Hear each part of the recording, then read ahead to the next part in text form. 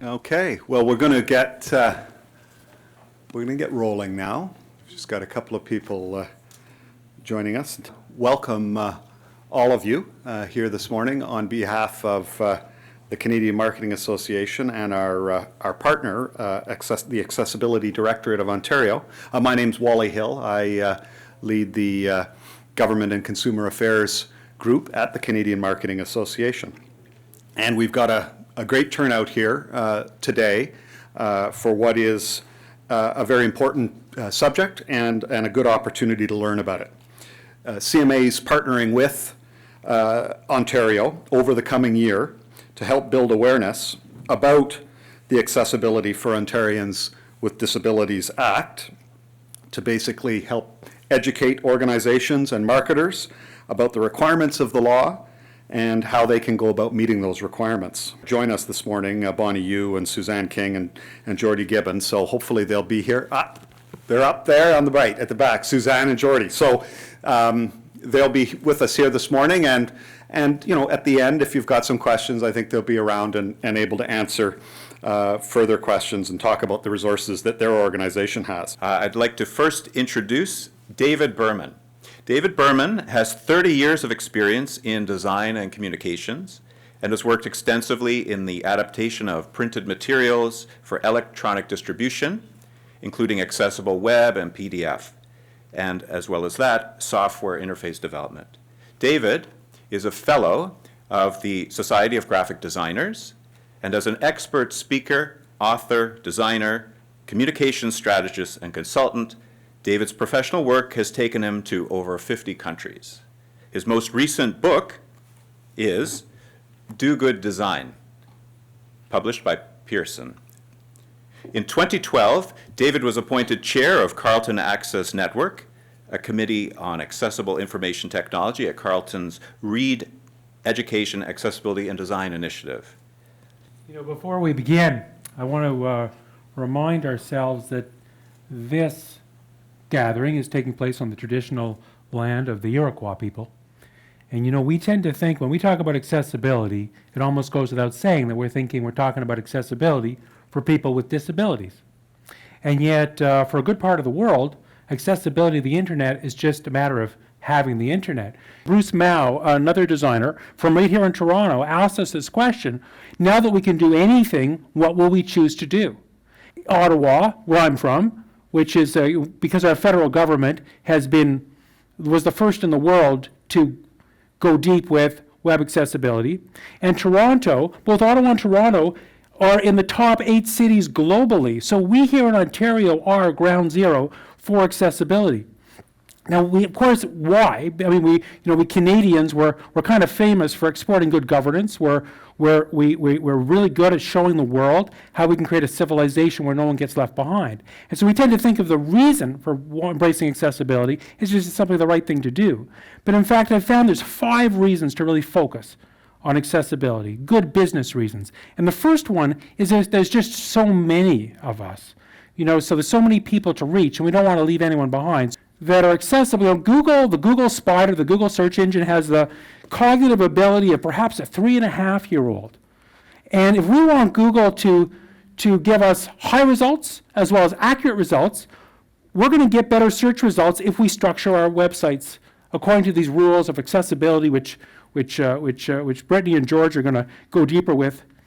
The third reason is it's good HR. If we want to attract and retain the best people, would we want to leave behind potentially 90% or even 8% of the candidates?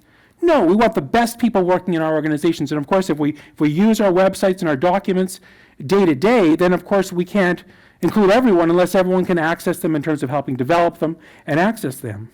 The fourth reason, it's just the right thing to do. We're proud to not leave anyone behind. But it's this fifth reason, this AODA, that kind of brings us together today. And Brittany will be going into the details of it. But the thing that compels us here in Ontario is that we happen to live in a province that decided to take the most courageous, most far-reaching approach to online accessibility, as well as accessibility in the physical space, in the history of civilization. And that's pretty awesome. That's something to be quite proud of. Now, I just chose a random website. Just to see what's probably, we were thinking our organization perhaps should join the CMA, and so I thought, okay, how do you join the CMA? Well, there's the membership link up there. So I thought, okay, I'll go to the membership link. The thing is, I don't see color very well, so I'm going to show you what the CMA website looks like if you take all the color out of it. 10% of the men in Ontario can't see color, so. You want to join the CMA, you want the membership link. Where's that? Okay, it's over here. So I finally figured out, I chose the membership link, and then I got to this page. And I get there also, if I say join CMA, I also get to the same link. But I started looking down the page, and I'm thinking, where do you go to actually join? So here's the actual site. So I'm looking where to join. Where do you join? Where do you join? Where do you join? Where do you join? I think it's a marketing organization. They're probably really good at making sure I join, making sure my organization joins. And I couldn't find it. Now, you folk who are really good at seeing red probably know that this thing is here. But you see, when I don't see that, and there's no underline there to give me a cue, I just see that's part of a paragraph when determining your decision to join CMA. So we tend to think of web accessibility in the terms of extremes. We tend to think of someone who's never seen in their lives, someone who can't hear at all, someone who's in a wheelchair, someone who's a quadriplegic, and yet the vast majority of disabilities are far more subtle, and they affect us each day. So when we're talking about opportunities for marketing, and we realize that something as simple as just changing the color of this phrase means 10% more people can join our organization, it's really good news. Because if we can make small adjustments like this and increase our reach, why wouldn't we? And indeed we can. And indeed most of the things we need to do are fairly subtle. So here in Ontario, we are moving forward with our deadlines. And yet there's other people come along for the ride. So Manitoba, for instance, has just passed legislation. They haven't set their deadlines yet, but they've got legislation. BC is working on legislation. Nova Scotia is working on legislation. And yet here in Ontario, we have the ability, we have the opportunity to show everyone how it's done. And not just in Canada, but globally. I think this is an opportunity for marketing professionals in Ontario to lead the world. We're already finding we have people from around the continent and from Europe, from Asia, from Australia contacting us because they realize that here in Ontario, we know how to get this done. We're years ahead of them. And as different parts of the world come online, these dates are very valuable to us. Now, here in Toronto, typical traffic signal with the typical, on the left, I got the green for go and the red for stop. Now, if I just press my button here, I disappear all the color. So this is what someone with a full color deficit experiences when they approach traffic signal at night. And you know what the largest source of accidental death is in Ontario? It's traffic accidents, especially those that take place at these signals, because we're relying only on color in our design, which is a mistake. Now, in Quebec, I'm from Ontario, I'm from Ottawa, and we're on the edge of Quebec, and we just cross over the river. Most of the traffic signals in Quebec look like this. Not just relying on color, but also relying on the number of lamps and the shape of the lamps. So we're still using color, red, green. The legacy users get it. You drive to Quebec, you say, you're not confused, I get it. But everyone enjoys these more because we're not relying just on one color. And, as we work with, now a more extreme case of this, I blogged about this recently, we want to read deeply about it, but basically the idea is this: I was in Massachusetts, Cambridge, Massachusetts, and I found they have these lamps downtown if you want to turn left. So what is that lamp supposed to say? What does it mean? The third screen was the laptop screen, the computer screen, and a lot of people have true interactions. But the fourth screen, the one where the majority of humanity is going to have their first experience online, is the mobile screen. And it's this mobile screen that 70% of humanity will enjoy the internet for the first time, is where the true opportunity comes to us for accessibility. Our next speaker will be Brittany Taylor. Brittany is an associate at Davis LLP's Toronto office and is a member of the Employment and Labor Law Group. Brittany has experience advising employers on their current and upcoming obligations under the AODA. That's the Accessibility for Ontarians with Disabilities Act from 2005. She has assisted employers to draft and implement accessible customer service policies, I'm sure she'll explain what that is, practices and procedures, as well as multi-year accessibility plans and accessibility policies. Brittany has also helped employers to respond to audit letters from the Accessibility Directorate of Ontario, who is also a co-sponsor of today's event, and to comply with their reporting obligations under the AODA. Brittany's experience also includes working with senior counsel to represent employers in a broad range of employment and labor law matters. So please welcome Brittany Taylor. Good morning, everybody. Can everyone hear me okay? Okay, great. Okay, so let's start with the basics. So what is the AODA? So the AODA was passed in 2005, and the goal of the legislation is to create a barrier-free Ontario for persons with disabilities by 2025. So the AODA is a very broad-reaching piece of legislation. It applies to both public and private organizations and to large and small organizations. The AODA itself as a piece of legislation establishes several very important things. So it defines many of the concepts that you're going to see used throughout the AODA and its regulations, including what is a disability, what is a barrier, and what is an accessibility standard. The other thing it does is it gives the government the right to establish enforceable accessibility standards by regulation under the Act, and sets out how these standards are going to be developed. The government has created 5 accessibility standards that set out what you have to do in order to comply with the AODA. And as I said, this is done by creating regulations under the Act. So the first standard to be created is the customer service standard. And I'm sure everybody likes to think it's so special that it gets its own regulation. But it's really just because it was the first regulation to be passed under the AODA. So the customer service standard is already in effect.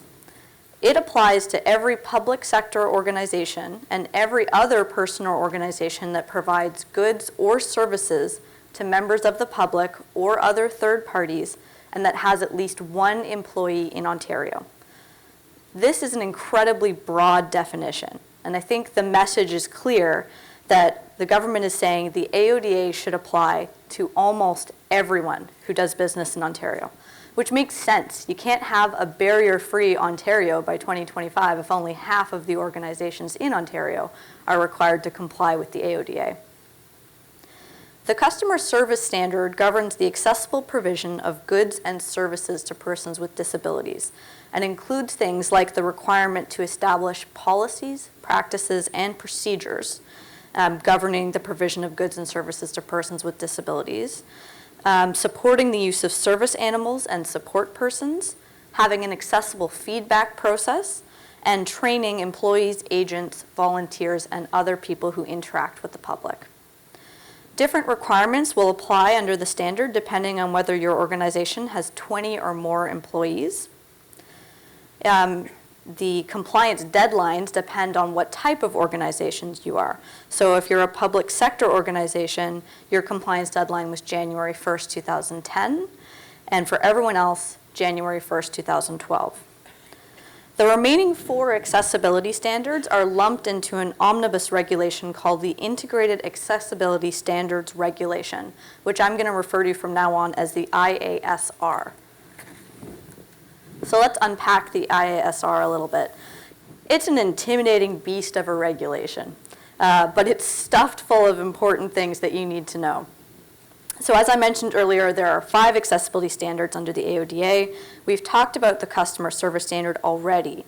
The IASR is going to cover the remaining 4 standards, which are information and communications, employment, transportation, and the design of public spaces. Each standard has its own unique requirements, and each of these requirements has its own unique deadline. So as a result, some of the requirements under the information and communication standard and the employment standard, for example, are already in effect, while other requirements under those exact same standards won't come into effect until 2021. So if that isn't enough, the IASR also creates a series of general requirements. They don't belong to any one particular standard, but they're just as important. So I'm sure some of you are hoping after that description that somehow the IASR will magically not apply to you. But unfortunately, or rather fortunately, I think, the ISR applies to pretty much everyone. So it applies to anyone who provides goods, services, or facilities to the public, or even just to other third parties, and that has at least one employee in Ontario. So let's move on to talk specifically about digital accessibility requirements. People are getting really freaked out about the digital accessibility requirements now, largely because as of January 1st, 2014, the requirement to have an accessible website or web content requirements under the Information and Communication Standard became a real thing that people had to start worrying about. But the truth is that digital accessibility is all over the AODA. Persons with disabilities must be given an opportunity equal to that given to others to obtain, use, and benefit from the goods or services. So, as David said, websites are becoming more and more important in terms of the provision of goods and services today. In a lot of cases, people have the ability to search for and buy products online, and that's only going to become more common as we go forward. In order for a person with a disability to have an equal opportunity to obtain, use, and benefit from your products, you may have already started to think about making your website more accessible long before this website requirement under the Information and Communication Standard actually came out. Certainly, I think this third requirement is designed to get organizations thinking about what changes they can make throughout the organization to comply with the overall message of equal opportunity, and that includes digital accessibility. Let's talk specifically for a moment about the accessible websites and web content requirement under the ISR. You can find these in section 14 of the ISR in case you want some light reading later. The requirement states that public sector organizations, both large and small, and large private organizations shall make their websites and web content conform to the World Wide Web Consortium Web Content Accessibility Guidelines, or WCAG 2.0. Level AAA is the highest level of accessibility. The AODA only ever requires compliance up to the second level, level AA. Let's talk about deadlines. The deadlines have caused some confusion and, let's be honest, panic among a lot of people, and that's because there's two of them. January 1st, 2014, which is already passed, and January 1st, 2021. If you have a new internet website as of January 1st, 2014, then you must conform with WCAG 2.0 Level A by the end of this year. Now, I say by the end of this year because even though technically you should already be in compliance, you don't actually have to report on this to the government until December 31st, 2014. So there is that little bit of wiggle room if you're still getting this process set up if you have to. If you have managed to avoid the first deadline of January 1st, 2014, don't worry, your time will come. All internet websites and web content published after January 1st, 2012 will be required to comply with WCAG Level AA by January 1st, 2021, just with the two exceptions noted on the slide. So what is a new website? The Accessibility Directorate has thankfully provided us with some helpful clarification in this regard. A new website is a website with a new domain name, such as aodarules.com, becoming aodaisawesome.com. It also includes a website that is undergoing a significant refresh. So what does this mean? This means changing more than 50% of the content, design, or technology of the site. So if you're rewriting or reorganizing graphics, text, changing the layout of your website, changing how you navigate through the website, changing the style, the publishing platform, and so on, you're going to want to think about whether you have changed your website enough to fall into the significant refresh category. If you are convicted of an offense under the AODA, the fines are substantial. Individuals can be fined up to $50,000 per day as long as the offense continues to occur. Corporations, that amount is $100,000 per day. And something that you need to know as a director or officer of a corporation is that you can be individually liable for the $50,000 daily fine where you fail to take all reasonable care to prevent the corporation from committing an offense under the AODA. So our third and final speaker before the panel discussion is George Zamfir, setting up here. George is an accessibility specialist at Facebook. He currently leads accessibility testing across Facebook's products and platforms, keeping an eye on scaling and web and mobile accessibility throughout the company. You can find more about that at facebook.com/accessibility. Prior to joining Facebook, George led the technical solutioning at Scotiabank, and he's at Good Wally. George helps select clients to strategize and build accessibility into their web products. George is passionate about bringing the accessibility community together. He's an organizer of the annual Toronto Accessibility Camp, which is actually happening this coming weekend in Toronto. And he's the founder and co-organizer of the Toronto Accessibility and Inclusive Design Group meetup.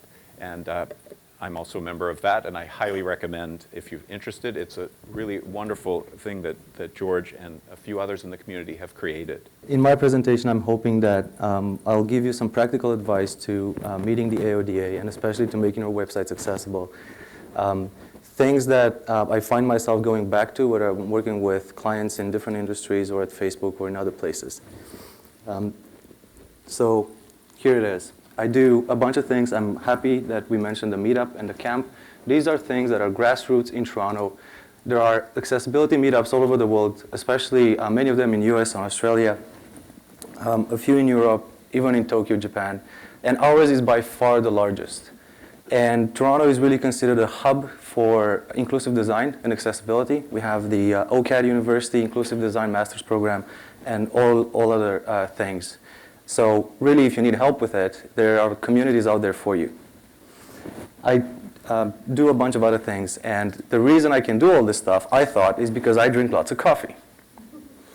I have mine with me here.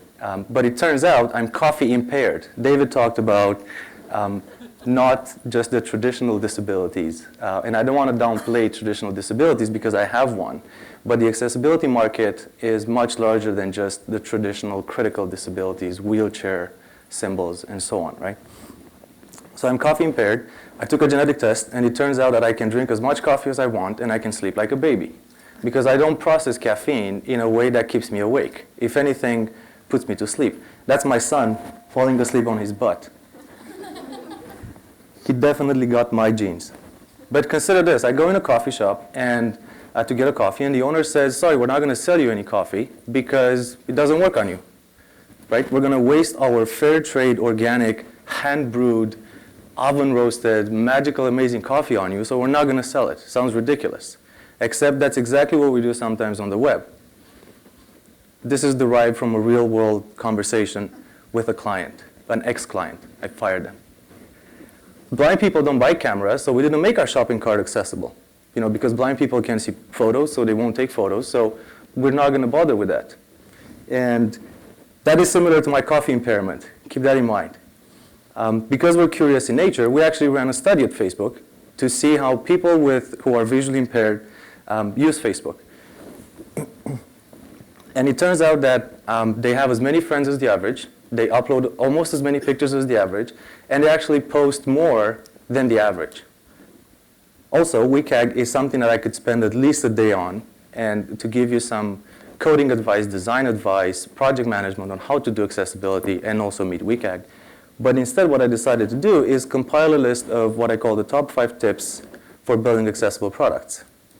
And again, these are kind of things that I go back to, whether in my day job, working with other clients, small, big, the kind of general guidelines that I see. The second tip or piece of advice I have for you is to make accessibility everyone's job. Most likely your web project looks something like this. There's some sort of analysis, planning phase, there's some information architecture, graphic design development, so on and so forth. And at every stage, you have some accessibility work that you need to do. For example, in that analysis planning stage, if the release doesn't have accessibility requirements in, it's not going to just magically happen. That is something that you don't do when you get to the development stage, you do it early. Graphic designers have to worry about color contrast. Stop using dark gray text on light gray backgrounds. Right? I always hear this from designers. We want content to be there, but not really there, because we don't want it to detract from the main content. So put it there, but make the contrast so low that people don't notice it. Maybe you shouldn't put it there. Footers are usually a problem. right? You have some information in the footer, and you want it to be there but not there. Notice I didn't even get to development. All right? You have to do all these things before you get to development. What usually happens, or used to happen, is that we would get to 2 weeks before we launch the website, and we're doing some QA, and somebody says, can you please test this just to make sure we're good for accessibility? We are not. I've seen this happening many times. We are not. When accessibility is something nebulous that kind of floats around, but designers don't really do it because they don't feel like they own it. Developers don't really do it because they never got requirements. Everybody has their very perfectly valid reason not to do it. But in QA, we realized that we had to do it. So this is happening a lot. So what do you do? So let's say you're in this scenario. You have 2 weeks until you launch the website. And you have some bugs reported. You need to fix accessibility. And now everybody's freaking out because we have some bugs that the color contrast is not sufficient, the alternative text for images is not there, keyboard navigation doesn't work, screen reader support, we have all these issues. And they're being assigned to developers. And developers hate it because it is not their job to fix colors. It is not their job to fix alternative text. That is a content strategy matter. And they get frustrated. And then this misconception. Accessibility is really, really hard. It is not hard. It's the situation that we put ourselves in that makes accessibility hard. If we made our technology stack decisions 5 months ago, we're going to use this JavaScript library and we're going to use this technology and so on and so forth, and we're going to build a website. If we decided on all that 5 months ago, and 2 weeks before we launch, we realized that our navigation menus are not accessible by keyboard. If I'm blind, I can't use a mouse, I have to do it by keyboard. If that doesn't work, it makes it really hard to go back 5 months ago and fix that library or completely change your technology choices, right? The same with colors. We decided on our branding colors 5 months ago, and now this accessibility goofball comes in and says you have to change the colors because if you don't have 20/20 vision, you can't see colors. The number 4 tip or advice that I have is setting expectations and being realistic. So I worked with a client who hired a web agency who was supposed to deliver a website that was also supposed to be accessible. And I asked them, what's your accessibility knowledge can you deliver? And they said, oh yeah, we can do it. We can do it WCAG 2 quadruple A compliant. That doesn't exist, by the way, just to make it clear. And Section 508, okay, that's in the US, we don't really care. And all these things. So you need to be really aware of what your requirements are and make sure you set the right expectations. Also, as an organization, if you work whether with your internal team or an external web team, if you say something like this, we need our website to be accessible, that's not a requirement, that's a wish. It's very different, it's not documented. So you have to be specific. Don't be afraid to piggyback on other initiatives. David mentioned search engine optimization. At Scotiabank, oops. Ooh, out of sync. So at Scotiabank, I work very closely with the digital marketing team. I started working with them on redesigning the Scotiabank.com website, and I thought that was it. That was one project. I ended up working with them on 10, if not 15 other projects. One of them was a search engine optimization initiative. How in the world do you piggyback that to do accessibility? It turns out both SEO and accessibility have some common goals. Like we want high quality content to be discovered by both search engines and people with disabilities. That's a common goal. And everybody loved it because the business line or the digital marketing team got 2 things for one. They got accessibility and SEO. And the developers loved it because they didn't get 2 sets of requirements. They got only one. And it makes sense. So don't be afraid to piggyback on those. And also redesigns are a great opportunity because everybody wants to start fresh. We have a new website. People leave behind most of the time their biases and politics and stuff like that. So that's a great time to do accessibility.